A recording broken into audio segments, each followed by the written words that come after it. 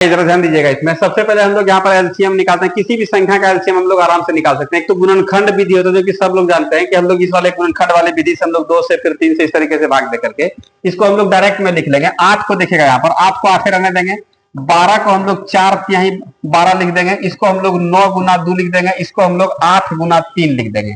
ध्यान दीजिएगा। अब इसका एलसीएम निकालना हम लोगों को है तो हम लोग यहां से कर देंगे 8 4 और 2 और 8 के बदले में क्या हो जाएगा 8 3 9 और 3 के बदले में कितना हो जाएगा 9 9 8 72 हम लोगों का एलसीएम निकल गया। इसमें क्या करते हैं हम लोग, इसमें अभाज्य संख्या के घात के रूप में लिखने का प्रयास करते हैं जिसको हम लोग डायरेक्ट में यहाँ पर लिख लेते हैं। फिर यहाँ देखेगा इसको हम लोग क्या लिख देंगे 5 गुना 4 लिख देंगे, 25 को नहीं तोड़ेंगे इसलिए कि 5 का स्क्वायर ही होगा। यह हम लोग का कितना होगा 6 5 30, तो 6 भी अपना नहीं है, ये 2 गुना 3 गुना क्या जाएगा हम लोगों का 5। अब यहाँ देखिएगा 5 25 और 5 के बदले में कितना होगा हम लोग का 25। फिर यहाँ देखिएगा 4 और यहाँ पर 2 के बदले में क्या हो जाएगा 4। फिर हम लोग यहाँ पर देखेंगे और कौन छूट रहा है 3। इसका मतलब है कि हम लोग 25 चौके कितना 100, 100 गुना 3 बराबर कितना 300, हम लोगों का एलसीएम निकल गया।